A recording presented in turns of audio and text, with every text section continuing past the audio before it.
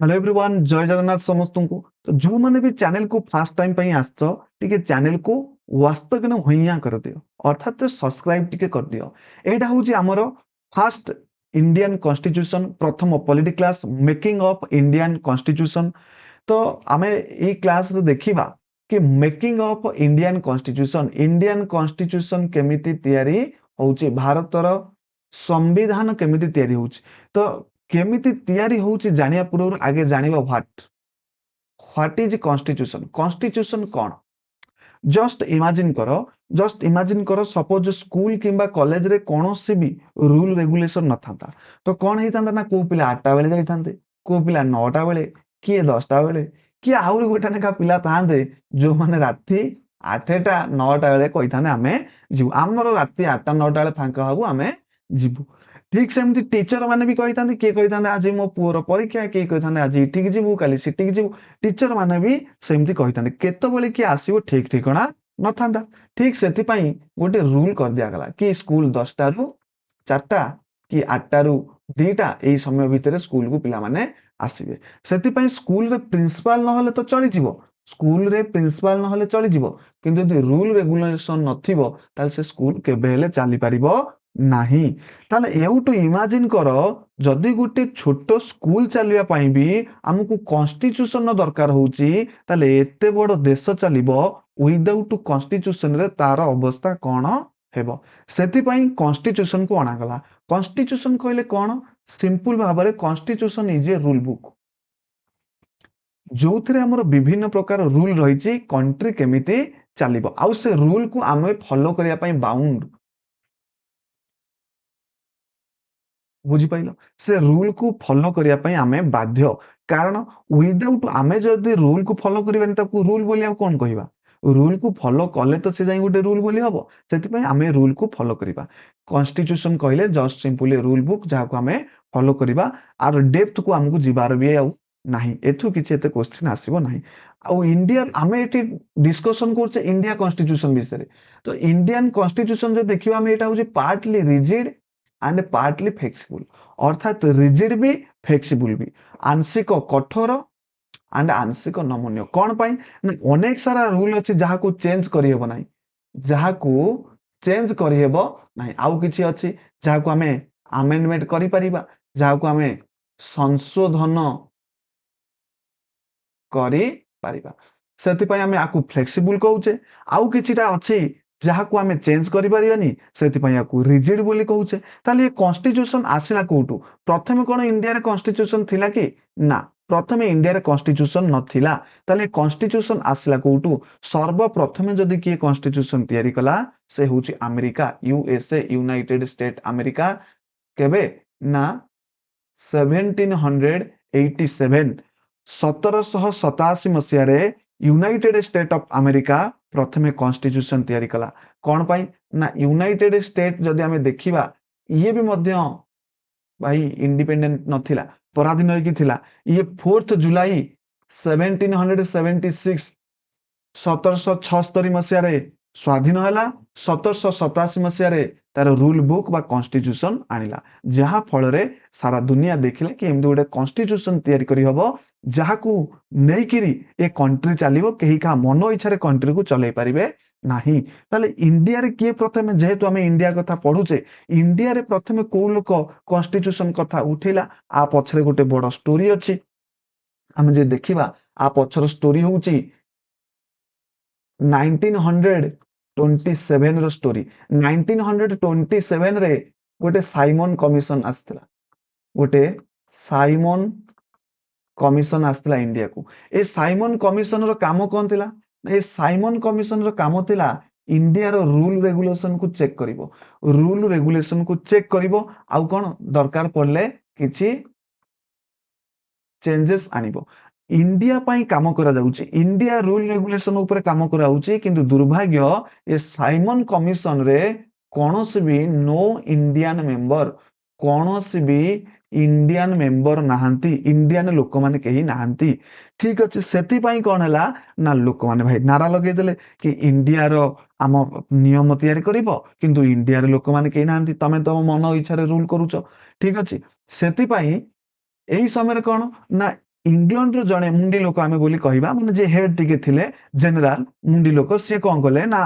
ଆମ ଲୋକମାନଙ୍କର ଇଗୋକୁ ହଟ୍ କରିଦେଲେ। ସେ କହିଲେ ଯଦି ତମେ ଏତେ କଥା କହୁଛ ତାହେଲେ ନିଜର ଗୋଟେ କନଷ୍ଟିଚ୍ୟୁସନ ତିଆରି କରି ଦେଖାଅ, ନିଜେ ଗୋଟେ ତମର କନଷ୍ଟିଚ୍ୟୁସନ ତିଆରି କରିବ, ତମେ ତମର ଚଳିବ। ତ ଇଣ୍ଡିଆ ଲୋକମାନଙ୍କର ଇଗୋ ହଟ୍ ହେଇଗଲା, ଯେମିତି ବିହାର ପିଲାଙ୍କର ଇଗୋ ହଟ୍ ହେଇଗଲା। କକରୋଚ ଏବେ ଦେଖିଥିବ ସବୁ ରିଲ୍ସରେ ଭାଇରାଲ ହଉଛି, କକରୋଚ ଜନତା ପାର୍ଟି ଯେତେବେଳେ ପ୍ରୋଟେଷ୍ଟ କରୁଥିଲା ତାଙ୍କ ଇଗୋ ହଟ୍ ହେଇଗଲା, ବିହାରୀ ଲୋକମାନଙ୍କର ଭାଇ ଇଗୋ ହଟ୍ ହେଇଗଲା, ସେ ପାଣି ମରା ହଉଛି, ସେ ପୁରା ନାଚୁଛନ୍ତି। ବିହାରୀ ଭାଇ ପୁରା ଅଲଗା ଲେବୁଲର ପିଲାମାନେ। କିନ୍ତୁ ଠିକ ସେମିତି ଆମେ ଯଦି ଦେଖିବା ଇଣ୍ଡିଆ ଲୋକମାନେ ପୁରା ଅଲଗା ପ୍ରକାର, ତାଙ୍କ ଇଗୋ ସାଙ୍ଗେ ସାଙ୍ଗେ ହଟ୍ ହେଇଗଲା। 1928ରେ ସେମାନେ କଣ କଲେ ନା ତିଆରି କରିଥିଲେ ଗୋଟେ କନଷ୍ଟିଚ୍ୟୁସନ। 1928 ଅଲ୍ ପାର୍ଟି କନଫରେନ୍ସ, ସବୁ ପାର୍ଟି ମାନେ ମିଶିକିରି ଗୋଟେ 1900, ଯାହାର ଅଧ୍ୟକ୍ଷତା, ଯାହାକୁ ଚେୟାରମ୍ୟାନ କିଏ ଥିଲେ ନା ମୋତିଲାଲ ନେହୁରୁ ଥିଲେ। ମୋତିଲାଲ ନେହୁରୁଙ୍କ ଅଧ୍ୟକ୍ଷତାରେ କଣ କରାଗଲା, ଗୋଟେ ନେହୁରୁ ରିପୋର୍ଟ ତିଆରି କରାଗଲା। ଏଇ ନେହୁରୁ ରିପୋର୍ଟ ଯୋଉଟା ପ୍ରଥମ କନଷ୍ଟିଚ୍ୟୁସନ ବୋଲି ଆମେ କହିବା, ଅର୍ଥାତ୍ କିନ୍ତୁ ଏଇଟା କନଷ୍ଟିଚ୍ୟୁସନ ମାନେ ଯୋଉଟା ବର୍ତ୍ତମାନ ଅଛି ତା ସାଙ୍ଗରେ କିଛି ଲିଙ୍କ ନାହିଁ। ସେଇ ସମୟରେ ପ୍ରଥମେ ଗୋଟେ କନଷ୍ଟିଚ୍ୟୁସନ ବା ରୁଲ ବୋଲି ଆମେ ଗୋଟେ ଦେଖିବାକୁ ମିଳିଥିଲା 1928ରେ। ଏଥିରେ କଣ ନା ଏଥିରେ କୁହାଯାଇଥିଲା ଡୋମିନିୟନ ଷ୍ଟାଟସ ବିଷୟରେ। ଡୋମିନିୟନ ଷ୍ଟାଟସ କି ଇଣ୍ଡିଆକୁ ବର୍ତ୍ତମାନ ଡୋମିନିୟନ ଷ୍ଟାଟସ ଦରକାର। ଡୋମିନିୟନ ଷ୍ଟାଟସ କଣ ନା ଇଂଲଣ୍ଡ ତ ହେଡ୍ ରହିବ, ବ୍ରିଟିଶ ସରକାର ହେଡ୍ ରହିବ। ଇଂଲଣ୍ଡର ପାର୍ଲାମେଣ୍ଟର ଯୋଉ ବ୍ରିଟିଶର ରାଣୀ ଅଛନ୍ତି ବା ଇଂଲଣ୍ଡର ରାଣୀ ଅଛନ୍ତି ସିଏ ହେଡ୍ ରହିବେ, କିନ୍ତୁ ଯୋଉ ରୁଲ ହବ ତାକୁ ଇଣ୍ଡିଆନ ପିପୁଲ ମାନେ କରିବେ। ଇଣ୍ଡିଆର ଲୋକମାନେ ରୁଲ କରିବେ। ଠିକ ଅଛି, ଆକୁ ଡୋମିନି ଷ୍ଟାଟସ ବୋଲି କୁହାଯାଉଛି। ଆଉ ଫଣ୍ଡାମେଣ୍ଟାଲ ରାଇଟ୍ସ, ସିଟିଜେନ୍ସ ରାଇଟ୍ସ ଏସବୁ ବି ମଧ୍ୟ ଏଥିରେ ମଗା ଯାଇଥିଲା, କିନ୍ତୁ ମେନ୍ ଫୋକସ ଏଠି କରାଯାଇଥିଲା କି ସେ ସମୟରେ ମୋତିଲାଲ ନେହୁରୁ ବ୍ରିଟିଶ ପାଖରେ ବା ଇଂଲଣ୍ଡ ପାଖରେ ଡିମାଣ୍ଡ କରିଥିଲେ କି ଆମକୁ ଡୋମିନିୟନ ଷ୍ଟାଟସ ଦରକାର। ଆପରେ କଣ ହେଲା ଦେଖ, ଷ୍ଟୋରି ଆଗକୁ ବଢିଲା। କନଷ୍ଟିଚ୍ୟୁସନ ଆସେମ୍ବଲି, ତାପରେ ଡିମାଣ୍ଡ ଆସିଲା କି ନାଇଁ ଆମକୁ ଆଉ କନଷ୍ଟିଚ୍ୟୁସନ, ଆମକୁ ଡୋମିନି ଷ୍ଟାଟସ ନୁହଁ, ଆମକୁ କନଷ୍ଟିଚ୍ୟୁସନ ଆସେମ୍ବଲି ଦରକାର। କଣ ପାଇଁ ନା 1900 ଯେତେବେଳେ ବ୍ରିଟିଶ ସେତେବେଳେ କଥା ନ ଶୁଣିଲା, 1930 ଜାନୁଆରୀ 26ରେ ଜବାହରଲାଲ ନେହୁରୁ କଣ ନା ପୂର୍ଣ୍ଣ ସ୍ୱରାଜ ଡିକ୍ଲାର କରିଦେଲେ। କି ଆମ କଣ୍ଟ୍ରି ପୂର୍ଣ୍ଣ ସ୍ୱରାଜ ହେଇଗଲା, ଆମେ ଆଉ କାହା ଅଧୀନରେ ନାହୁଁ। ଆକୁ ମ୍ୟାନିଫେଷ୍ଟୋ କହିପାର, ମନମୁଖୀ କହିପାର। ଜବାହରଲାଲ ନେହୁରୁ କହିଲେ ଆମେ ଇଣ୍ଡିଆର ଲୋକମାନେ କାହା କଥା ମାନିବା ନାହିଁ, କିନ୍ତୁ ବ୍ରିଟିଶ ମାନେ ଆମ ଉପରେ ଜୋର ଜବରଦସ୍ତି କରୁଥିଲେ। କିନ୍ତୁ ଇଏ କହିଲେ ଆମେ ପୁରା ପୂର୍ଣ୍ଣ ସ୍ୱରାଜ ହେଇଗଲେ, ଆମ ଉପରେ ଆଉ କାହାର ଅଧିକାର କିଛି ନାହିଁ। କ୍ଲିୟର? ତ ଏଉଠୁ ଆମର କଣ ହେଲା ନା ପ୍ରଥମେ ଯଦି ଆମେ ଦେଖିବା କନଷ୍ଟିଚ୍ୟୁସନ ଆସେମ୍ବଲି ବା ଏଇ ଯୋଉ ସମ୍ବିଧାନର ସଭା, ଏ କଥା ପ୍ରଥମେ କିଏ ଉଠେଇଥିଲେ ନା 1934ରେ ଏମଏନ ରୟ। ଏମଏନ ରୟ ପ୍ରଥମେ এই କନଷ୍ଟିଚ୍ୟୁସନ ଆସେମ୍ବଲି କଥାକୁ ଡିମାଣ୍ଡ କରିଥିଲେ, ଯିଏ ହଉଛନ୍ତି ସିପିଆଇ ଅର୍ଥାତ୍ କମ୍ୟୁନିଷ୍ଟ ପାର୍ଟି ଅଫ ଇଣ୍ଡିଆର ଫାଉଣ୍ଡର। ସେ ପ୍ରଥମେ ଦାବି କରିଥିଲେ। ଦେନ୍ 1935ରେ କଂଗ୍ରେସ ମଧ୍ୟ ଡିମାଣ୍ଡ କଲା, ଡିମାଣ୍ଡ ବାଇ କଂଗ୍ରେସ, କି କଂଗ୍ରେସ ଦ୍ୱାରା ବି ଦାବି କରାଗଲା ଆମକୁ କଣ ଦରକାର ନା କନଷ୍ଟିଚ୍ୟୁସନ ଆସେମ୍ବଲି ଦରକାର। କନଷ୍ଟିଚ୍ୟୁସନ ଆସେମ୍ବଲି ପାଇଁ ଦୁଇ ଜଣ ଯାକ ଏଥର ଡିମାଣ୍ଡ କଲେ। ମନେ ରଖିଥା, ବେଳେ ବେଳେ ଏସଏସସି ସିଜିଏଲ ରେ କ୍ୱେଶ୍ଚିନ୍ ପଳେଇ ଆସେ ବା ଏସଏସସି ରେ ବହୁତ ସମୟରେ ଏମିତି ଦିଏ କି କଂଗ୍ରେସ କେବେ ଡିମାଣ୍ଡ କରିଥିଲା। ତ 1935 ବଦଳରେ ବେଳେ ବେଳେ 1934 ବି ମଧ୍ୟ ଦେଇଥାଏ। ଯଦି 1934 ଅପସନରେ ଅଛି, 1935 ନାହିଁ, ଭଲସେ ଶୁଣ, ଯଦି 1935 ଅପସନରେ ନାହିଁ, 1934 ଅଛି, ତାହେଲେ 1934 ହିଁ ଠିକ ଆନ୍ସର ହବ। କ୍ଲିୟର? ଏହି ସମୟରେ କଣ ହେଲା, ଏହି ସମୟରେ ଆଉ ଗୋଟେ ଜିନିଷ ବି ମଧ୍ୟ ଘଟିଥିଲା। ଆମେ ଯଦି ଦେଖିବା ଏହି ସମୟରେ ୱାର୍ଲଡ ୱାର ଘଟିଥିଲା 1939। ଆମେ ଯଦି ଟାଇମ ପିରିୟଡ ଦେଖିବା 1939 ଟୁ 1945 ପର୍ଯ୍ୟନ୍ତ, ଏହି ସମୟରେ କଣ ହେଲା ନା second world war. Second world war ଚାଲିଲା। ଆଉ ସେକେଣ୍ଡ ୱାର୍ଲଡ ୱାରରେ କଣ ନା ୱିଦାଉଟ୍ ପରମିଶନ ଅଫ ଇଣ୍ଡିଆନ ମାନଙ୍କୁ ନ ପଚାରିକିରି ସେକେଣ୍ଡ ୱାର୍ଲଡ ୱାରରେ କି ବ୍ରିଟିଶ କଣ କଲା ନା କହିଦେଲା ଇଣ୍ଡିଆ ଆମ ସପୋର୍ଟରେ ଅଛି ବୋଲି, କିନ୍ତୁ ଇଣ୍ଡିଆନ ମାନଙ୍କୁ ପଚରା ଯାଇ ନାହିଁ। ତ କଣ ହେଲା ନା ଯେତେବେଳେ ପରମିଶନ ନ ନେଇକିରି, ଇଣ୍ଡିଆର ଲୋକମାନଙ୍କ ପରମିଶନ ନ ନେଇକିରି ଇଣ୍ଡିଆକୁ ନେଇକିରି ୱାର୍ଲଡ ୱାର ଭିତରେ ପୁରେଇ ଦେଲା, ତ ଯେତିକ ବି ସବୁ ବ୍ରିଟିଶ ପାର୍ଲାମେଣ୍ଟରେ ଆମର ଅଫିସର ମାନେ ଥିଲେ, ଯୋଉ ନେତା ମାନେ ଥିଲେ, ଲିଡର ମାନେ ଥିଲେ, ସେମାନେ ସବୁ ରେଜିଗ୍ନେସନ ଦେଇଦେଲେ। ସମସ୍ତେ ରିଜାଇନ କରିଦେଲେ କି ଆମକୁ ଆଉ ଦରକାର ନାହିଁ ତୁମ ପଦବୀ, ତମେ ନେଇକି ରଖ। ଆମକୁ ନ ପଚାରିକି ତମେ କେମିତି ଇଣ୍ଡିଆକୁ ନେଇକିରି ୱାର୍ଲଡ ୱାର ସେକେଣ୍ଡରେ ଇନକ୍ଲୁଡ କରିଦେଲ। ଏବଂ ସେକେଣ୍ଡ ଜିନିଷ କଣ ନା ଯୋଉ ଇଂଲଣ୍ଡ ସାଙ୍ଗରେ ମିଶିକିରି ଥିଲେ ଆମେରିକା ରୁଷିଆ ଏମାନେ ବି ମଧ୍ୟ ବ୍ରିଟିଶ ଉପରେ ଫୋର୍ସ ପକେଇବା ଆରମ୍ଭ କଲେ କି ଇଣ୍ଡିଆକୁ ତୁମେ ଇଣ୍ଡିପେଣ୍ଡେନ୍ସ ଦେଇଦିଅ ସେ ଆମକୁ ସପୋର୍ଟ କରିବ ବୋଲି ବ୍ରିଟିଶ ସେତେବେଳେ ପୁରା ଭାଙ୍ଗି ପଡିଥାଏ ଏବଂ ଏହାକୁ ନେଇକିରି ଯେତେବେଳେ ଆମ ଲିଡର ମାନେ ବି ମଧ୍ୟ ପୁରା ହରତାଲ ସବୁଆଡେ ହରତାଲ ଚାଲିଛି ଆନ୍ଦୋଳନ ଚାଲିଛି ଏହି ସମୟରେ ବ୍ରିଟିଶ ଉପରେ ପୁରାପୁରି ପ୍ରେସର ପଡୁଥାଏ ସେପଟରୁ ଇଣ୍ଟରନ୍ୟାସନାଲ ପ୍ରେସର ଏପଟରୁ ଆମର ଇଣ୍ଡିଆନ ଲିଡର ମାନେ ବି ମଧ୍ୟ ପ୍ରେସର ପକାଉଛନ୍ତି ପ୍ରେସର କୁକର ସିଟି ମାରିବା ପାଇଁ ଅର୍ଥାତ ପ୍ରେସରକୁ ହାଲକା କରିବା ପାଇଁ ଇଂଲଣ୍ଡ କଣ କଲା ନା ଆମକୁ ଅଫର ଦବା ଷ୍ଟାର୍ଟ କରିଦେଲା ଯେମିତି ଦୋକାନରେ କଷ୍ଟମର ମାନଙ୍କୁ ଆକର୍ଷଣ କରିବା ପାଇଁ ଦୋକାନୀ ମାନେ ଅଫର ଦିଅନ୍ତି ଠିକ ସେମିତି ବ୍ରିଟିଶ ଇଣ୍ଡିଆର ଲୋକମାନଙ୍କୁ ଶାନ୍ତ କରିବା ପାଇଁ ଅଫର ଦେଲା ପ୍ରଥମ ଅଫର କେବେ ଦେଲା 1940 ଫାଷ୍ଟ ଅଗଷ୍ଟ ଅଫର ଦେଲା ଯେହେତୁ ଏଟା ଅଗଷ୍ଟ ମାସରେ ଦିଆଯାଇଥିଲା ଆକୁ ଅଗଷ୍ଟ ଅଫର ବୋଲି କୁହାଯାଉଛି କୁହାଗଲା କି ହଉ ଠିକ ଅଛି ତୁମ କଥାକୁ ଆମେ ମାନିବୁ ଆମେ ତମକୁ ଡୋମିନିୟନ ଷ୍ଟାଟସ ଆମେ ତମକୁ ଦେଇଦେବୁ ଠିକ ଅଛି କିନ୍ତୁ ଆଉ ଏବେ ଆମକୁ ଡୋମିନିୟନ ଷ୍ଟାଟସ ଦରକାର ନାହିଁ ଆମେ 1928 ଅର୍ଥାତ ତାଙ୍କ ବାପା ମାଗୁଥିଲେ ଜବାହରଲାଲ ନେହେରୁଙ୍କ ବାପା ମାଗୁଥିଲେ ଡୋମିନିୟନ ଷ୍ଟାଟସ କିନ୍ତୁ ଏବେ ଜବାହରଲାଲ ନେହେରୁଙ୍କ ବାପା ଏଥିରେ ମୁଣ୍ଡ ଖେଳଉନାହାନ୍ତି ତ ଡୋମିନିୟନ ଷ୍ଟାଟସକୁ ଏମାନେ ମନା କରିଦେଲେ କି ଆମକୁ ଡୋମିନିୟନ ଷ୍ଟାଟସ ଦରକାର ନାହିଁ ସେମିତି ତାପରେ ଗୋଟେ କ୍ରିପ୍ସ ପ୍ରପୋଜାଲ ଆସିଲା ଷ୍ଟିଫୋର୍ଡ କ୍ରିପ୍ସ ନାମକ ଜଣେ ଲୋକ ମାନେ ଯୋଉମାନେ ପୁରା ନଲେଜବୁଲ ପର୍ସନ ତାକୁ ପଠାଗଲା କି ଯାହା ଇଣ୍ଡିଆ ଲୋକମାନଙ୍କୁ ବୁଝେଇବୁ ଭାଇ ଆମର ଲୋକମାନେ ପୁରାପୁରି ଅବୁଝା କହିଲେ ନା ଆମକୁ ଦରକାର ପୂର୍ଣ୍ଣ ସ୍ୱରାଜ ଆମକୁ କେବଳ ପୂର୍ଣ୍ଣ ସ୍ୱରାଜ ଦରକାର ତାପରେ କ୍ରିପ୍ସ ମିଶନ ବି ଫେଲ ହେଇଗଲା 1922 ଯାହା ସକାଶେ କ୍ୱାଇଟ ଇଣ୍ଡିଆ ମୁଭମେଣ୍ଟ ହେଲା ଏଟା ଆମେ ହିଷ୍ଟ୍ରିରେ କଭର କରିବା ଦେନ୍ କ୍ରିପ୍ସ ମିଶନ ଫେଲ ହେଇଗଲା ଦେନ୍ ଆସିଲା ୱାଇଭେଲ ପ୍ଲାନ ପୁଣି ଆଉ ଜଣେ ଲୋକ ୱାଇଭେଲ ପ୍ଲାନ ଆଣିକିରି ଆସିଲେ 1995 ରେ ୟାଙ୍କୁ ନେଇଗଲେ ସିମଲାକୁ କାହାକୁ ନା ଯୋଉ ବଡ ବଡ ଲିଡର ମାନେ ଥିଲେ କ୍ୱାଇଟ ଇଣ୍ଡିଆ ମୁଭମେଣ୍ଟରେ ମହାତ୍ମା ଗାନ୍ଧୀ ଜବାହରଲାଲ ନେହେରୁ ଆଙ୍କୁ ସବୁ ଜେଲରେ ପୁରା ଦିଆଯାଇଥିଲା ଜେଲରୁ ବାହାର କରି କହିଲେ ନାଇଁ ଚାଲ ଆମେ ଗୋଟେ ବିଚାର ବିମର୍ଶ କରିବା ହରତାଲ ଜୋର ହଉଛି ତ ଆଙ୍କୁ ନେଇଗଲେ ସିମଲା ସେଠି ପୁରା ଥମ୍ସଅପ୍ ହେକା ଦେଇ ପୁରା ବୁଝେଇଲେ କି କହିଲେ ଏହା ହଉଛି ଆମେ ତମକୁ ଦେଇଦବୁ କିନ୍ତୁ କଥାରେ ଅଛି ନଈ ପଡିଥିବ ଯେତିକି ବେଳେ ବିଧାଟା ମାରିବ ସେତିକି ବେଳେ ଏହି ସମୟରେ ବ୍ରିଟିଶ ପୁରାପୁରି ୱିକ୍ ହେଇଯାଇଛି ଇଣ୍ଡିଆର ଯୋଉ ଲିଡର ମାନେ ଥିଲେ ସେମାନେ ଚାନ୍ସକୁ କେବେ ହେଲେ ମିସ୍ କଲେ ନାହିଁ ସେମାନେ ମନା କରିଦେଲେ ସମ୍ପୂର୍ଣ୍ଣ ଭାବେ କେହି ବି ରାଜି ହେଲେ ନାହିଁ କହିଲେ ଆମକୁ ଡୋମିନିୟନ ଷ୍ଟାଟସ ନୁହେଁ ଆମକୁ ଗୋଟିଏ ଜିନିଷ ଦରକାର ପୂର୍ଣ୍ଣ ସ୍ୱରାଜ ଆମକୁ ପୂର୍ଣ୍ଣ ସ୍ୱରାଜ ଦରକାର ନହେଲେ ଏ ହରତାଲ ଏମିତି ଚାଲିବ ସେପଟରେ ସେକେଣ୍ଡ ୱାର୍ଲଡ ୱାର ର ପ୍ରେସର ଇଣ୍ଟରନ୍ୟାସନାଲ ର ପ୍ରେସର ଏପଟରେ ଇଣ୍ଡିଆର ଲିଡର ମାନେ ବି ବ୍ରିଟିଶ ଉପରେ ପ୍ରେସର ପକେଇବା ଷ୍ଟାର୍ଟ କଲେ ତ ବାଧ୍ୟ ହେଇକିରି ବ୍ରିଟିଶ ସରକାର କଣ କଲା ନା 1946 ଗୋଟେ ମିଶନ ପଠେଇଲା ଯାହାକୁ ଆମେ କ୍ୟାବିନେଟ ମିଶନ ପ୍ଲାନ ବୋଲି କହୁଛେ ଅର୍ଥାତ ଡାଇରେକ୍ଟ ଇଂଲଣ୍ଡର ପାର୍ଲାମେଣ୍ଟରୁ ଲୋକମାନେ ଆସିଲେ କିଏ କିଏ ଆସିଥିଲେ ତାଙ୍କ ନାଁ ବି ମଧ୍ୟ ଦେଖିବା କିଏ କିଏ ସେଥିରେ ମେମ୍ବର ମାନେ ସବୁ ଥିଲେ ଯଦି ଆମେ ଦେଖିବା ମେମ୍ବର ଥିଲେ କୋଉମାନେ ନା ପ୍ୟାଥିକ ଲୋରେନ୍ସ ମନେ ରଖିବ ପ୍ୟାଥିକ ଲୋରେନ୍ସ ଇଏ ଚେୟାରପର୍ସନ ଥିଲେ ଷ୍ଟିଫୋର୍ଡ କ୍ରାଫ୍ଟ ଆଙ୍କୁ ସାର୍ ବୋଲି ଆମେ କହିବାନି ଷ୍ଟାଫୋର୍ଡ କ୍ରିପ୍ସ ତାପରେ ଏଭି ଆଲେକ୍ଜାଣ୍ଡର ଏ ତିନି ଜଣ ଆସିଥିଲେ କ୍ୟାବିନେଟ ମିଶନ ପ୍ଲାନ ଆଣିକିରି ଆମ କଥାରେ ରାଜି ହେଲେ ଠିକ ଅଛି ତମକୁ କନଷ୍ଟିଟ୍ୟୁସନ ଆସେମ୍ବଲି ମିଳିବ ପୂର୍ଣ୍ଣ ସ୍ୱରାଜ ମିଳିବ କ୍ଲିୟର ସେଥିପାଇଁ କଣ ହେଲା ନା କଂଗ୍ରେସ ଆଣ୍ଡ ମୁସଲିମ ଲିଗ ଏଥିରେ ଏଗ୍ରି ହେଲେ ଅର୍ଥାତ ଆକ୍ସେପ୍ଟ କଲେ କ୍ୟାବିନେଟ ମିଶନ ପ୍ଲାନକୁ ଏଥିର କଣ ଥିଲା ନା କଣ ପାଇଁ ସେ ତିନୋଟି ପ୍ଲାନକୁ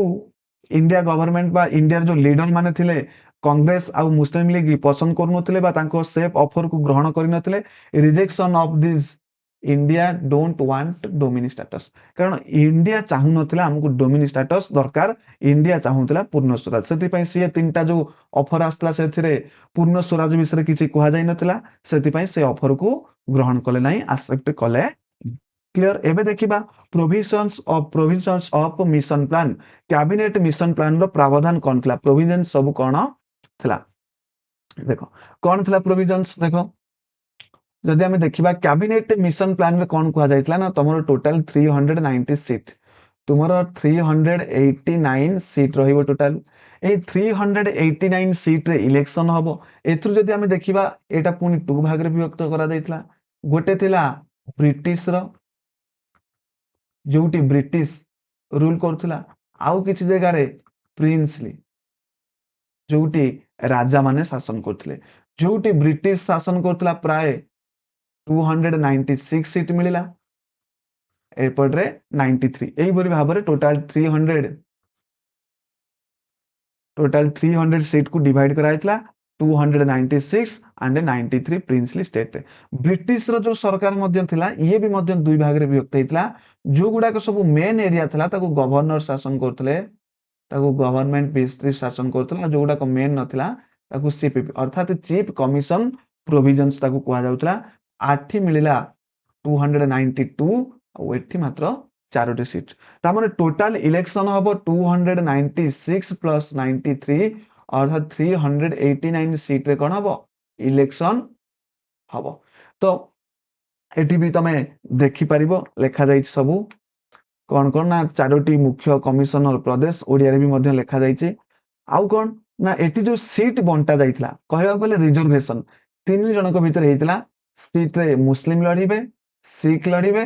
एवं साधारण अर्थात साधारण कहले कौन मुस्लिम और सिख को छाड़ी सारा परे आउ जेतिक रहिले से माने जनरल सीट रु लड़िबे मुस्लिम सीट रे केवल मुस्लिम लड़िबे सिख सीट रे केवल सिख लड़िबे किंतु साधारण सीट रे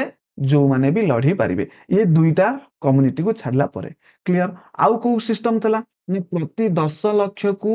लोकन गोटे सीट मिलतला ए जो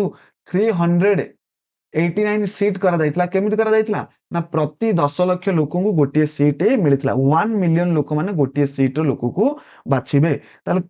एठी जो मेथड थिला इलेक्शन रो मेथड थिला आकु प्रोपोर्शनल रिप्रेजेंटेशन बा सिंगल ट्रांसफरेबल वोट बोली कुहा जाउची कोन पय एमिति कुहा गला देखो ए देखो टोटल सीट केते थिला देखो टोटल सीट जदि हम देखिबा टोटल सीट थिला 389 आगे बुझो कौन हुए ना सपोज जने जन को लव करूची ता पाखरे दुईटी उपाय अछि से प्रपोज करिवो किछि पिला कोन करंती ना डायरेक्ट प्रपोज करंती इलो किछि पिला कोन गले ना डायरेक्ट हाथ रे गोलाप फूल धइले आकु कोन कर देले जांगे प्रपोज कर देले ये होची प्रपोज करिवार प्रथम उपाय आउ केमिति प्रपोज करा जाय ना सपोज आउ गोटे पिला कोन कला ना ताकू डर लागिला से प्रपोज कलानी से कोन कहिला ना जाई तार सांगू को कहिला कि देख यार तू टिके जाइकरी कौन ना ए झील को जाई कहि दे मु आकू लव करछि बोली ठीक अछि ए झील को जाइकरी कहि दे ये कोन कला ना डायरेक्ट न जाइकरी ये कहिला आकू एवं ये जाइकरी परवर्ती कहिला कि ये लोक कहउछ तुमको लव करे बोली अर्थात एठी डायरेक्ट प्रपोजल एठी इनडायरेक्ट प्रपोजल ठीक सेमती इलेक्शन भी मध्य करा गला कोन देखो ना जो गुडा को प्रिंसली स्टेट थिला डायरेक्ट देखो कि जो गुडा को प्रिंसली स्टेट थिला टोटल 389 रु हमर केते 96 थिला प्रिंसली स्टेट राजा कोन गले किंग राजा कोन गले डायरेक्ट बाछि देले कहले एई लोक माने हमर जिबे नॉमिनेटेड बा सिलेक्टेड जा कहि पारो नॉमिनेट कर दिया गला क्लियर कि एई लोक हमर जीव कोठी की ना कॉन्स्टिट्यूशन असेंबली को जीव देन एपटर जो रहिला 289 सीट सॉरी 296 सीट एठी इलेक्शन हला एठी पूरा जोरदार इलेक्शन हला केमिति ना प्रथमे सब असेंबली करा गला अर्थात असेंबली रे किछि लोक माने रहिले से माने जन को बाछिले से लोक कोन करिवे ना जन को बाछिबो ए 296 भितर जन को बाछिबो कि जे कोठी की जीवो ना कैबिनेट कॉन्स्टिट्यूशन असेंबली को जीवो क्लियर तमने एठी इनडायरेक्टली करा गला सेति पई आकु कोन कुआ गला ना proportional representation and single transferable vote ए दुटा मिसिक रहिछ ताले इलेक्शन हैला इलेक्शन रो रिजल्ट कोन आसला हम जे देखिबा इलेक्शन रो रिजल्ट कोन हैला ना 73 सीट के पाइला ना मुस्लिम लीग पाइला 280 आईएनसी इंडियन नेशनल कांग्रेस पाइला और 15 टी सीट साधारण अर्थात स्वाधीन पार्टी जितला 15 टी सीट त माने एउटू 73 सीट जेतेबेले पाइला मुस्लिम लीग जानि पाइला कि इंडिया रे मोरा भविष्य तो नाही मुस्लिम लीग को लोक माने कही पसंद करिवे नाही सेति पई ये कोन गला ना एउटू बायकॉट करिवा स्टार्ट करला कि आमे कॉन्स्टिट्यूशन असेंबली को बायकॉट करूछु आ पछर कारण कोन देखो ना जेतेबेले कॉन्स्टिट्यूशन बा कैबिनेट मिशन आसीथिला से कैबिनेट मिशन रे गोटे थिला कि ग्रुपिंग सिस्टम को सिस्टम ନା ଗ୍ରୁପିଂ ସିଷ୍ଟମ, ଯେମିତି ଇଲେକ୍ସନ ପାଇଁ ତିନୋଟି କମ୍ୟୁନିଟି କରାଗଲା ଠିକ ସେମିତି ଗ୍ରୁପିଂ କରାଯିବ। ଆଉ ଗ୍ରୁପିଂ ବି ମଧ୍ୟ ହେଇଥିଲା, ଗୋଟେ ଇଷ୍ଟ ପାକିସ୍ତାନ ଗୋଟେ ୱେଷ୍ଟ ପାକିସ୍ତାନ, ବୁଝିପାରିଲେ, ଯୋଉଟା ପରବର୍ତ୍ତୀ ସମୟରେ ବାଂଲାଦେଶ ହେଇଗଲା। ଠିକ ଅଛି, ତ ଗ୍ରୁପିଂ ସିଷ୍ଟମକୁ କିନ୍ତୁ ଡିନାଏ କରିଦେଇଥିଲେ, ଅପୋଜ କରିଥିଲେ କିଏ ନା ଜବାହରଲାଲ ନେହେରୁ। ଜବାହରଲାଲ ନେହେରୁ କହିଥିଲେ this is not mandatory, grouping ସିଷ୍ଟମଟା ମ୍ୟାଣ୍ଡେଟୋରୀ ନୁହେଁ, ଦେଖିବା ସୁବିଧା ହେଲେ କରିବା ନହେଲେ କରିବା ନାହିଁ। ତ ଯେତେବେଳେ ଏଇଟା ନହେଲା, ଗ୍ରୁପିଂ ସିଷ୍ଟମକୁ ମନା ନଗଲା, ସେତେବେଳେ ବର୍ଜନ କରାଗଲା କାହା ଦ୍ୱାରା ନା ମୁସଲିମ ଲିଗ ବାୟକଟ କରିଦେଲା। ଏବଂ ମୁସଲିମ ଲିଗ ଯେତେବେଳେ ବାୟକଟ କଲା, ସେ ପାର୍ଟିସନ ହେଇଗଲା, ଦେଶ ଠାରୁ ଅଲଗା ହେଇଗଲା। ଯେତେବେଳେ ପାର୍ଟିସନ ହେଇଗଲା, ସେତେବେଳେ ଆମର ଟୋଟାଲ ସିଟ୍ ରହିଲା କେତେ 299 ଆଫ୍ଟର ପାର୍ଟିସନ, ବୁଝିପାରିଲେ, ଯେତେବେଳେ ପାର୍ଟିସନ ସଇଲା 299 ସିଟ୍ ହେଇଗଲା। ଦେନ୍ ଯଦି ଆମେ ଦେଖିବା ଏହି ସମୟରେ କଣ ନା ଆଉ ବାକି ଯେତିକି ରହିଲା, କେମିତି କଣ କନଷ୍ଟିଟ୍ୟୁସନ ଷ୍ଟାର୍ଟ ହେଲା, କନଷ୍ଟିଟ୍ୟୁସନ ଆସେମ୍ବଲି ହେଲା, ଆମେ ନେକ୍ସଟ କ୍ଲାସକୁ ଡିସ୍କସନ କରିବା। କିନ୍ତୁ ଯେଉଁ ସମୟରେ ଆମେ ଦେଖିଥିଲେ କି କ୍ୟାବିନେଟ ମିଶନ ଆସିଥିଲା, କ୍ୟାବିନେଟ ମିଶନ ଯେତେବେଳେ ଆସିଥିଲା, ସେ ସମୟରେ କହିଥିଲା କି କଣ, ତମେ କନଷ୍ଟିଟ୍ୟୁସନ ଆସେମ୍ବଲି ତିଆରି କର, ଏଥର ତୁମେ କନଷ୍ଟିଟ୍ୟୁସନ ତିଆରି କର, କନଷ୍ଟିଟ୍ୟୁସନ ତିଆରି ସରିଲା ପରେ ଆମେ ତମକୁ ଶାସନ ଭାର ଦେଇକିରି ଚାଲିଯିବୁ। କିନ୍ତୁ ତା ପୂର୍ବରୁ ଲୋକମାନଙ୍କୁ ଶିଖେଇବାର ଥିଲା କେମିତି କଣ ଶାସନ ହୁଏ, କାରଣ ସ୍ମୁଥରେ ପାୱାର ଟ୍ରାଞ୍ଜାକ୍ସନ ହଉଛି, ପାୱାର ଧୀରେ ଧୀରେ ଟ୍ରାନ୍ସଫର ହଉଛି ବ୍ରିଟିଶ ଗଭର୍ଣ୍ଣମେଣ୍ଟ ପାଖରୁ ଇଣ୍ଡିଆନ ଗଭର୍ଣ୍ଣମେଣ୍ଟ ପାଖକୁ, ଧୀରେ ଧୀରେ ପାୱାରଟା କଣ ହବ ନା ଟ୍ରାନ୍ସଫର ହବ। ସେଥିପାଇଁ ପ୍ରଥମେ ଗୋଟେ ଆଭ୍ୟନ୍ତରୀଣ ଅନ୍ତରୀଣ ବା ଯାହା ତମେ ଇଣ୍ଟରିମ ଗଭର୍ଣ୍ଣମେଣ୍ଟ କହିପାର, ଅର୍ଥାତ ଅସ୍ଥାୟୀ ଗଭର୍ଣ୍ଣମେଣ୍ଟ, ଯୋଉଟା ସ୍ଥାୟୀ ନୁହଁ, ଅସ୍ଥାୟୀ ଗଭର୍ଣ୍ଣମେଣ୍ଟ ଗୋଟେ ତିଆରି କରାଗଲା, ଯାହାର ପ୍ରେସିଡେଣ୍ଟ ବା ଏକ୍ଜିକ୍ୟୁଟିଭ କାଉନସିଲ କିଏ ଥିଲେ ନା ପ୍ରଥମେ ଥିଲେ ଭାଇସରୟ ଗଭର୍ଣ୍ଣର ଜେନେରାଲ, ଯୋଉଠି ଲର୍ଡ ୱାଭେଲ ଥିଲେ ଫେବୃଆରୀ 1947 ପର୍ଯ୍ୟନ୍ତ। ତାପରେ ଲର୍ଡ ମାଉଣ୍ଟ ବେଟେନ୍ ଆସିଥିଲେ 1947 ରୁ, ଫେବୃଆରୀ 1947 ରୁ ଇଏ କୋଉ ଯାକେ ଥିଲେ ନା ଆମେ ଯଦି ଦେଖିବା ଅଗଷ୍ଟ 15 1900, ତାପରେ ଆଉ ଏମାନଙ୍କର ନାମ ନିଶାନ କିଛି ରହିଲା ନାହିଁ। ଏଇ ଯାକେ ସେମାନେ ରୁଲ କରିଥିଲେ, କାରଣ ଗୋଟେ ପାୱାରଟାକୁ ଧୀରେ ଧୀରେ କରି ସ୍ମୁଥଲି ଏମାନଙ୍କ ହାତକୁ ଦଉଥିଲେ, ଇଣ୍ଡିଆନ ଲୋକମାନଙ୍କୁ ଦଉଥିଲେ, ଯେମିତି କିଛି ଅସୁବିଧା ନ ହୁଏ ପାୱାର ଦେବାରେ। ଦେନ୍ ଯଦି ଆମେ ଦେଖିବା ଆଙ୍କର କମାଣ୍ଡର ଇନ ଚିଫ କିଏ ଥିଲେ ନା ସର କ୍ଲୋଡ ଅଚିନଲେକ। ଯଦି ଆମେ ଦେଖିବା ଭାଇସ ପ୍ରେସିଡେଣ୍ଟ କିଏ ଥିଲେ ନା ଜବାହରଲାଲ ନେହେରୁ ଥିଲେ। ଗୃହ ସୂଚନା ହୋମ ଆଫେୟାର୍ସ ମିନିଷ୍ଟର ଥିଲେ ସର୍ଦ୍ଦାର ବଲ୍ଲଭ ଭାଇ ପଟେଲ। ଫୁଡ ଆଣ୍ଡ ଏଗ୍ରିକଲଚରାଲ ଯଦି ଦେଖିବା, ଫୁଡ ଆଣ୍ଡ ଏଗ୍ରିକଲଚର ଯଦି ଆମେ ଦେଖିବା ରାଜେନ୍ଦ୍ର ପ୍ରସାଦ, ଫାଇନାନ୍ସର ଲିକାକତ ଅଲ୍ଲୀ ଖାନ, ଇଂଲିଶ ଅର୍ଥାତ ଡିଫେନ୍ସ ମିନିଷ୍ଟର ଯଦି ଆମେ ଦେଖିବା ସର୍ଦ୍ଦାର ବଳଦେବ ସିଂ। ଏମିତି ଭାବରେ ତିଆରି କରାଯାଇଥିଲା ଗୋଟେ କ୍ୟାବିନେଟ, ଏବଂ କ୍ୟାବିନେଟରେ ଏ ସବୁ ମିନିଷ୍ଟର ଥିଲେ। ଏଇଟା କିଛି ସମୟ ପାଇଁ ଥିଲା, ବୁଝିପାରିଲ, ଯାହାକୁ ଆମେ ଅସ୍ଥାୟୀ ସରକାର ବୋଲି କହୁଛେ। ଆଶା କରୁଛି ଭିଡିଓଟି ଭଲ ଲାଗିଥିବ। ଯଦି ଭିଡିଓଟି ଭଲ ଲାଗିଥିବ ତାହେଲେ ନିଶ୍ଚିତ ଭାବେ ଚ୍ୟାନେଲକୁ ସବସ୍କ୍ରାଇବ କରିବେ, ଭିଡିଓକୁ ଲାଇକ୍ କରିବେ। ଜୟ ଜଗନ୍ନାଥ।